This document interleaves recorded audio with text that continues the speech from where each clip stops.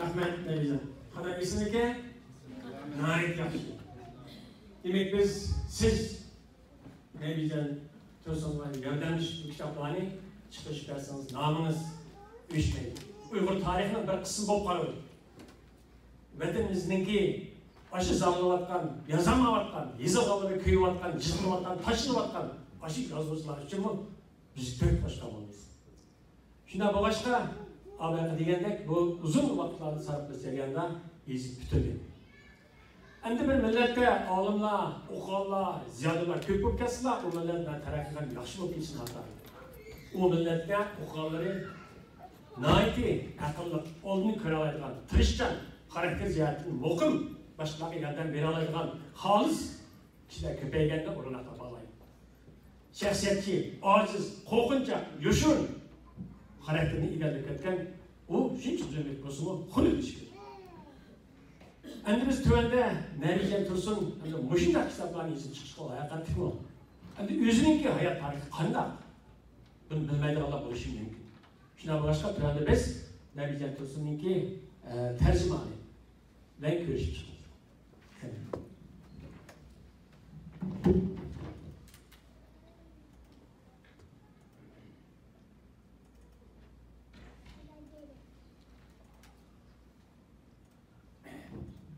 Narijan Tursun Aksu'ninki Şütürpan'ı doğulgan. Başlangıç ve orta mektebini şu yerde tüketdi. 81 yıldan 85 yılgacha Beijing'deki Merkezi Milletler Üniversitesi'ndeki Uygur Tili Edebiyat Kesini okup bitirdi. 85 yıldan 90 yılgacha Xinjiang Üniversitesi Jungko Tili Fakültesi'nin okutuvchisi, direktörü, tilshunos ve millet shunos dersini o'tgan. 87 yıldan 88 yılgacha yani Beijing'de bir yıl Farsça ve Çağatay tili bilen bilim aşılan. 88 yıldan 90 yılgacha Xinjiang Üniversitesi O'rta Osiyo institutidagi O'rta Osiyo falsafiy ideyalar tarixi bo'yicha magistr aspirant bo'lgan. 90 yil 3-oydan 92 yilgacha Moskvadagi, ya'ni ayni vaqtda Sovet ittifoqidagi Fan akademiyasi Sharqshunoslik institutidan o'qigan. 92 yildan 95 yilgacha Rossiya Fan akademiyasining Sharqshunoslik institutidan O'rta Osiyo tarixi bo'yicha doktor aspirant bo'lgan. 95 yıl Rusya Fan Akademiyası tarafından tarihi fanlar boyunca doktorluk unvanına erişti. Ama hizmet tarihi 95 yıl Rusya Fan Akademiyası tarafından tarihi fanlar boyunca doktorluk erişkenden keyin Moskva Şark Üniversitesi'ndeki teknik okusu var. 96 yıldan 99 yılgacha Rusya Fan Akademiyası Sharqshunoslik institutidan tadqiqotchi. 96 yıldan 98 yılgacha Kırgızistan'daki Yusuf Balusov'un Devlet Üniversitesi'nde Uygur Filologiya Fakültesi'ndeki dersleri ve tarihi, Uygur tarihinin derslerini verdi. 98 yılı Amerika'ya geldi. 99 yıldan 2001 yılgacha Oklahoma Üniversitesi'nde İngiliz dili öğrendi. Demek ki biz bir yerde birimiz Rus ülkeye geldi, Amerika İngiliz dili. Yani kaydını başladı. Hayat kaydını başladı. Nöldün başladı. 2001 yıldan ta hazırlıca Erkin Asya Radyosu Uygur bölümündeki muhbiri, taklidi, baş muharriri vazifesi yapmaktadır. 2009 yıldan bu yan baş muharriri bu işletmeli. Hem de ilmi tadqiqot işleri. 2004 yılgacha Amerika Johns Hopkins Üniversitesi O'rta Asya Kavkaz Tadqiqot Üniversitesi'ndeki Xinjiang Qurilishi tadqiqot nameriki ve tadqiqot grupsida asas a'zolarniki birisi bo'lib, bu kitobni tamomlashda zo'r turib qo'shgan. Bo'lib uninki bizniki vatanimizga tarixiy ko'z qarashi, tarixiy bo'lgan ikki bobida Narijan Tursun yozgan. Bir bob Georgia Town Üniversitesi'ndeki professor James Melwood degan kishi bilan birlikda e'lon qilgan. 2004-2006 yilgacha O'rta Amerikadagi Sharq-G'arb tadqiqot markazi East Western Xinjiang guruhining a'zosi bo'lib, Uyg'ur millatchilik tarixi masalasi bo'yicha tadqiqot loyihasi o'rinlagan. Amerika, Hawaii, Washington qatorli joylarda muhokama qilib qatnashgan. 88 yıldan başlap Ürümçi, Beijing, Moskva, Taşkent, Bişkek, Almatı, Amerika, Türkiye, Rusya, Fransa qatorli universitetlarda har xil ijtimoiy faoliyatlarda akademik konferensiyalar bo'lib 60 dan ortiq Uyg'ur tarixi masalasi bo'yicha ilmiy doktorlarni leksiyalarni bergan. Amerikadagi asosliq ilmiy doktorlar bergan universitetlar Columbia University, George Washington University, Georgetown University, Michigan University, Indiana University, Sharq Oklahoma University, Hawaii'deki Sharq G'arb tadqiqot markazi, DC'deki Baltimore'deki Johns Hopkins University, George Washington University qatorli o'rinlardagi olimlar birlashib ilmiy maqolalar e'lon qilgan. Ana keyin Turkiyadagi Hacettepe University va Türk tarixi til qurimida Rossiya Tala akademiyasi qatorli joylarda doktorlarni bergan. Ana lekin Moskvada Rossiya e'lon qilgan asosli kitoblar ilmiy tadqiqotlari Xitoy tarixshunosligida Uyg'ur etnik tarix masalasi 98 yil Moskvada Rossiya e'lon qilgan. Uyg'ur tarixidagi siyosiy tarix masalasi 98 yil Moskvada e'lon qilgan. Uyg'ur she'rchiligi Ruscha she'rlar to'plamining kitobini e'lon qilgan.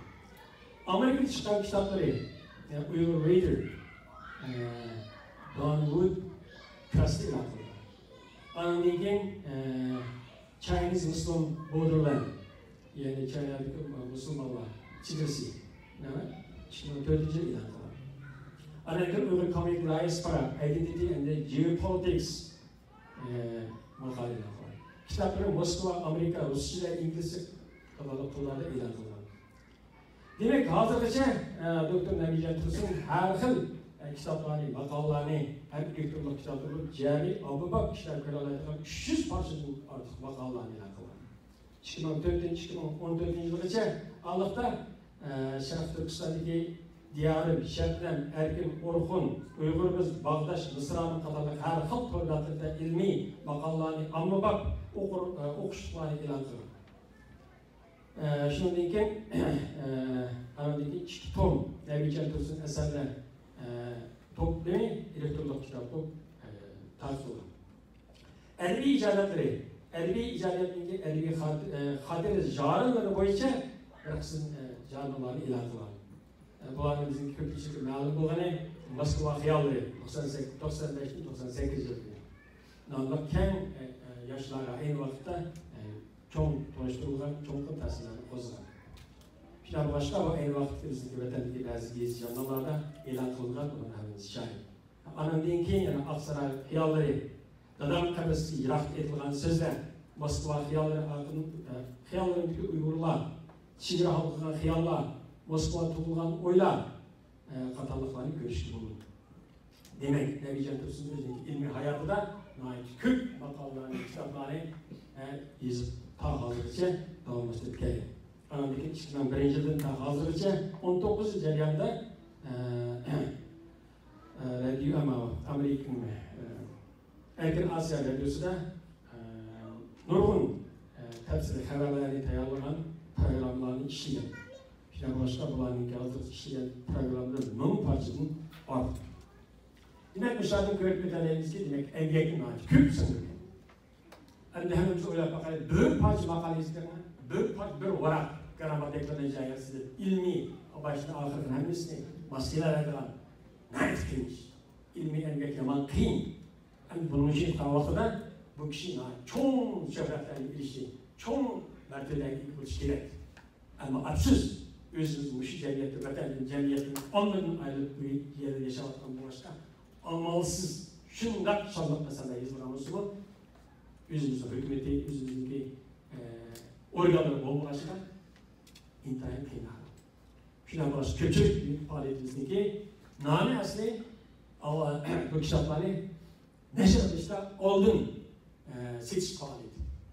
Demek bu kitaplar Nabijon Tursun'un bütün hayatı Arapçası etkilenerek kalmak bununla özününki ecelini söndürgen. Nabijon Tursun'u ben uzun bir tartib bilemem. Ben aynı vakitte Beijing'de okuşturmanlar. Şu mezgilde işimiz birinci kadar şu öğrencilik pozisyonu tanışıp aldım. Pozisyon çıktı. Ben bir yaş, nayet küçük. 16-17 yaş. Endi men birinchi qitim o janub tarafdan kelgan do'stlardan ko'rishib, men qo'l yetib o'tirmaktab o'qigan. Men tarixga qiziqman. Lekin inqilobning beshigi, madaniyatning beshigi bo'lgan G'uljida bu nayti meningki ish-ichimiz sinib ketgan. Poyezd chiqib ikkimiz uzun paranlashib ketdik. U yerda keyingi hozir bo'lgan Farad İlyas degan do'stlarimiz bor. Shunday qilib bu Devijan Tursun bu tarixga avvalda kasbda nayti men sho'xli istadim. Pishikda nayti qiziqgan, adabiyotga, tarixga kirib ketgan. Minishli, yurishli, hammasi hayotida bir ilmiylik, jiddiylik, chaqallik, astoydillik ko'rinib turgan. Shunday bo'lg'achqa shundan tortib meniki ayni vaqtda bu nayti yaxshi ta'sir qilgan. Keyingi yillarda o'qib bitirib Moskvaga ketdim. Men bu o'qib bitirib Yaponiyaga ketdim. Allohning uzoq yillar o'tgandan keyin bu ishimizda Amerikaga chiqib qoldi. Shunday bo'lg'achqa 30 yilda hayot shunday o'tib ketdi. Lekin vaqt oz kelyapti. Ko'pchilik do'stlar hammamiz hamkorlashib bu kitobni chiqarishga yordam qilaylik.